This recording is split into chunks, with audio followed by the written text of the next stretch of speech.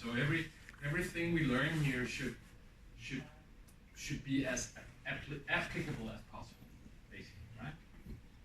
I'm going to go through this, but as Anders mentioned, it's been an educational model in Denmark at least since the 70s, and Aalborg and Roskilde kind of developed, two universities developed this at the same time, but the models somewhat differ from each other.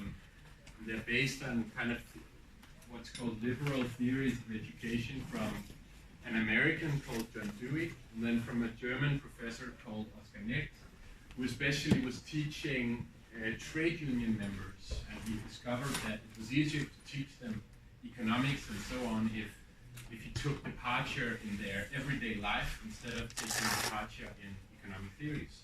So then he wrote some books about that. And you could say in Denmark, at least today, every university, every teaching institution does this kind of group work.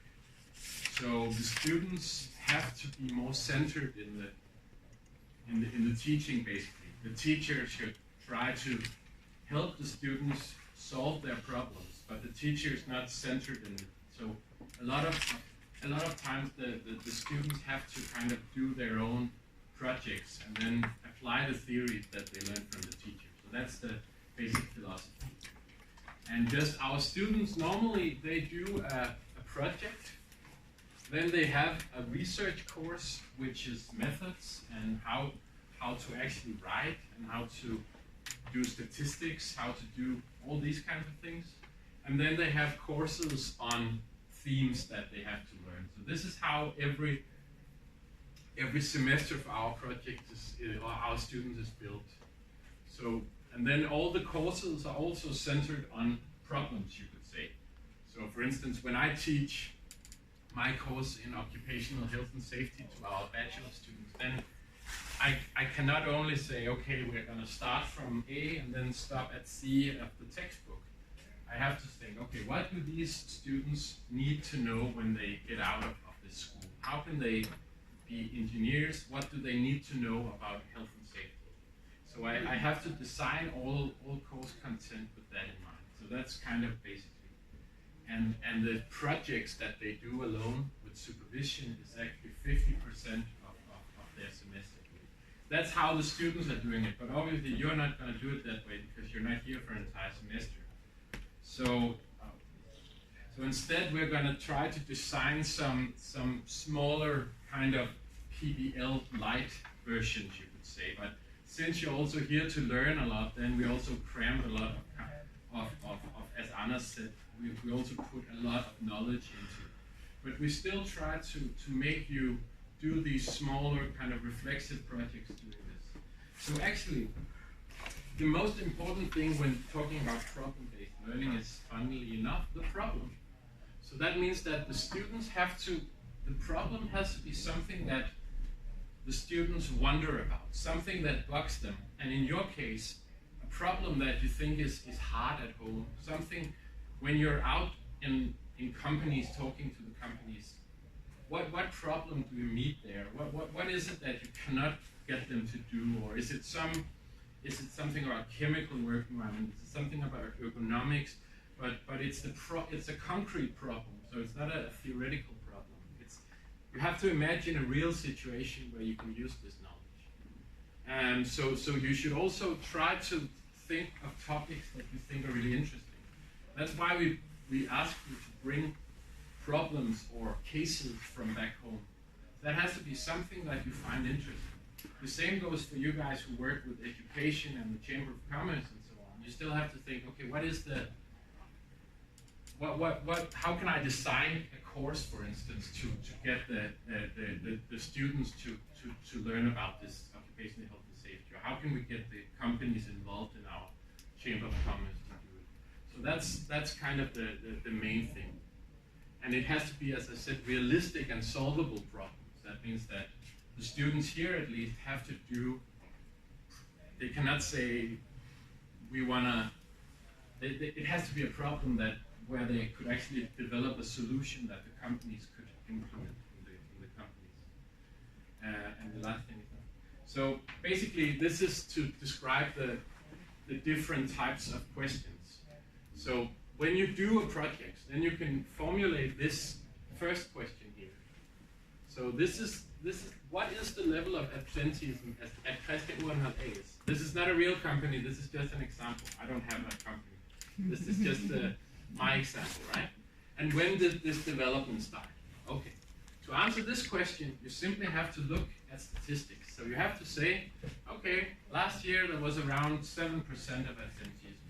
And we can see that the significant rise started around 2012. Then that problem is solved. Does that tell us anything about what the company could do to prevent this stuff? Not really. So, okay, then you have to ask the next question. Why have the level of absenteeism risen in the last 3 years? And how does it affect Christian Urenhold AS productivity? Okay, so if you can answer these two questions, then you would pass almost any course in any university in Denmark who's not Aalborg University or Roskilde University, because you can accurately describe, okay, this is what the problem looks like, and this is why the problem happens. But we ask our students to do a third thing. We actually ask them how to solve the problem.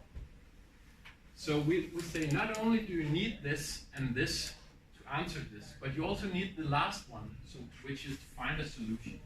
And that's what we are hoping that we can help you do as well. So how can Christian Urenhold AS combat absenteeism and strengthen productivity through the management of occupational health and safety? So this is the kind of problem that we would like our students to kind of dive into. Okay. Enough about kind of this PBL thing in general. This is what we have planned for you guys.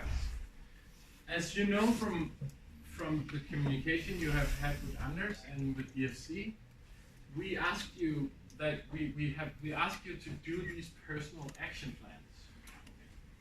So to do that, we asked you to do 3 overall things. Think about these things, and you might as well start thinking about these today. So the first is, in what areas of OSH regulation and training would you especially like to improve your knowledge or your skills? So think about, is there something in particular from our course that you really need to know more about, and why? That could be chemical work environment, that could be regulation, it could be ergonomics, it could be if you work a lot with, as Peter showed you, if you work a lot with the garment sector, it could be lighting and building design. Think about what problems do you need more knowledge on and why.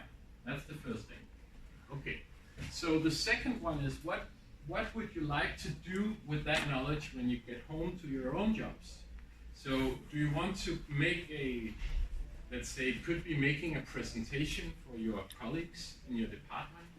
Tell them more about this. Now I learned about ergonomics, so I'm gonna teach my colleagues a little bit of what our ergonomics teacher in Denmark told us. It could also be, I think I will try to write to my boss how we can do better risk assessment when it comes to chemicals. We have to look for these things as well as the chemical teacher told us, right? So you have to say, okay, what will I do with this knowledge when I get back home? Okay? And finally, you also have to do some preparation of that action. If you're planning a course for some students, then you have to, maybe you could do an overall design of the course plan, right? If you want to teach your colleagues about something, then you could maybe do an outline. How could that lecture be? What could you tell your colleagues? If you want to present something for your boss, you could try to write a letter to your boss and say, okay, this is what I'm going to write about. So this is what we want you to do. Besides those things, we have specified more. So the product you're going to do, the presentation or the letter or the course or something like that you can do in your own languages, because that doesn't make sense to write something in English and give to your boss back home. But we want you to do this, to answer these questions in English. So this is and it's not today, by the way. You will know, I will come to the time plan. But why did you choose to participate in this course? What is your problem in your work or organization that you want to address? Then you have to describe the personal action that you want to take home. What knowledge or practices from the course will you include in your personal action? So is it knowledge about ergonomics? Is it knowledge about chemicals? Is it knowledge about regulation? What is it about? What would you use it for? And finally, who is the, as you can call it, target audience? That means who is supposed to be hearing this thing? Is it your boss, for instance? Is it your colleagues? Is it a workplace? A thing could also be you could design a poster. If it's about, remember to put on gloves when you touch dangerous chemicals. It could be that you want to make an idea for a poster that they can hang in the companies that you're assessing, for instance. So you have to decide, okay, who's supposed to see this?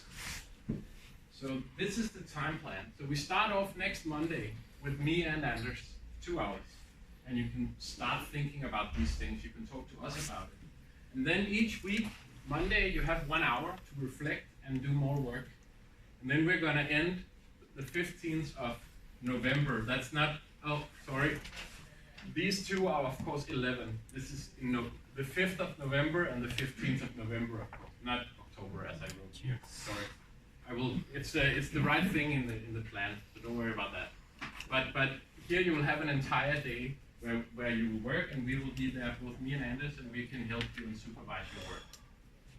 Okay, and then you're going to present it for your colleagues here. Okay, then another thing you're going to do is the 14th of November, that's the day before this kind of personal action plan. You're going to do a group assignment, and it's going to be in your, we've split you into national groups and transnational groups. So this is going to be done in your national groups.